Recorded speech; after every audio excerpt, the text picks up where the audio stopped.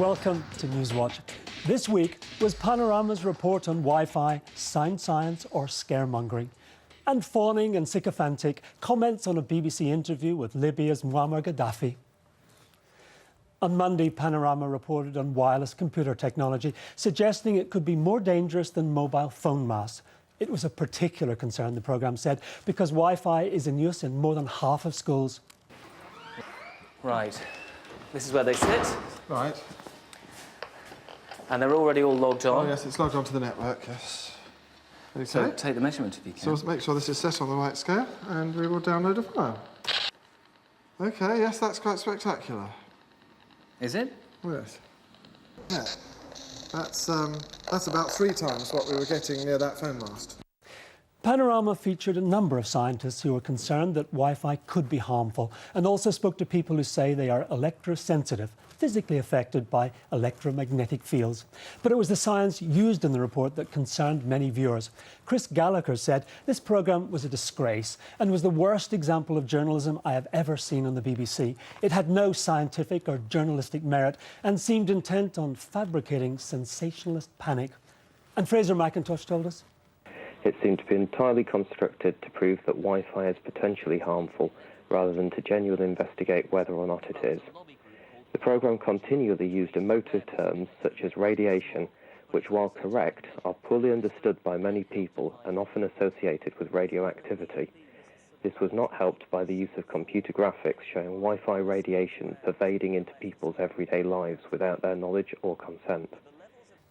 Paul Kenyon, you were the Panorama reporter involved here.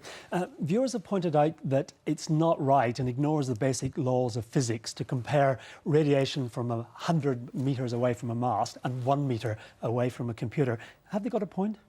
Well, I think the main point of the programme really was that we had the government's chief scientist, Sir William Stewart, who has, in a previous report, said that he's concerned about mobile phone mast radiation falling on any part of a school's playing grounds. Now, at that point, that was 4 or 5 years ago when he made those comments, we decided that what we'd do is try and investigate whether or not Wi-Fi had a similar level of radiation. We find it had slightly more, still well beneath... But what viewers have said, it's completely wrong to go 100 metres away from a mast and compare the readings with 1 metre. They're not the same. They're not the same things. Well, I'm told they are the same thing. I mean, we have to rely on the scientists who we use as consultants for programmes like this. But a number of scientists I spoke to this morning, again, just to check, 100 metres from the mast is seen as the main beam of radiation. It's rather like a lighthouse coming down where the light hits the floor. We took it at the highest point of radiation and compared it with where a child's head would be coming out of Wi-Fi.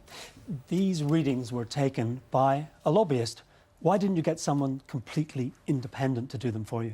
What we did was we used this man who you call a lobbyist purely to take the readings. We didn't get him to comment on anything at all. So he wasn't interpreting... Why not stay completely out of the battle, as it were, and get someone totally independent? Why didn't you do that? With hindsight, maybe this was something that we could have done differently. Maybe it would have been an idea to get Alistair Phillips to do some readings and another scientist to do the others. I accept that as a fair criticism.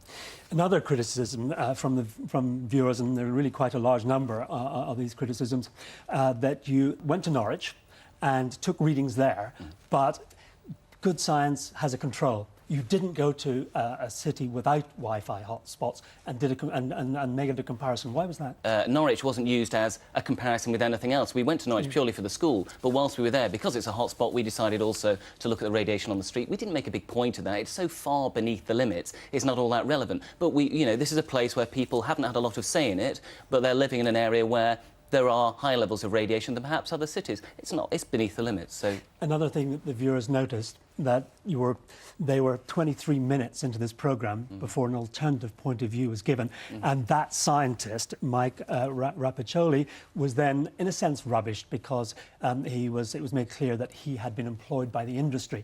Why no independent source putting a different point of view? And we've looked into your main Swedish scientist, and 1,600 Swedish scientists voted him the misleader of the year. Did they? In 2004. That's not good. For his views on electromagnetism, the very subject your programme... I mean, there seems to be an imbalance here between you're out to prove something rather than an objective study. I take your point, and I didn't know that about Professor Johansen at all. But the position was really that there is a mainstream accepted view on this, and I think it's a role that Panorama can play to question that mainstream a sort of accepted cultural norm. Can you really do it without putting the alternative point of view? I think we did put the alternative view. It was there in script lines. We kept saying this is, you know, it's still a minority of people who feel this, etc., etc. So, but I understand what you're saying. It's a fair point. But we were there to, as I say, to question the mainstream opinion at the moment, which I think we did fairly well. And I keep coming back to just one final point. When Sir William Stewart, the government's chief advisor, tells us that he's concerned, I think he's an eminent enough a scientist for us to be able to take that as something Panorama ought to be reporting, which is all we did, in effect. Viewers have also pointed out that there are a large number of products in our homes that give out low-level radiation, including, some said, broadcast radio and television. So those actually watching your programme might have been getting a small dose of electroradiation. Isn't this a bit of a problem that you singled out Wi-Fi? Well, these are very low levels of radiation. I mean, a lot lower than comes out of Wi-Fi. The point about Wi-Fi, and the reason that there haven't been any studies done on the health effects of Wi-Fi, it's new, but it's also pulsing radiation. And the only other form of pulsing radiation that we come into contact with frequently is from mobile phone masts. So it's a very different concept. And that, I must say, is why Sir William Stewart is of the view that there ought to be a review, purely because it's pulsing. Paul Kenyon, thank you very much indeed.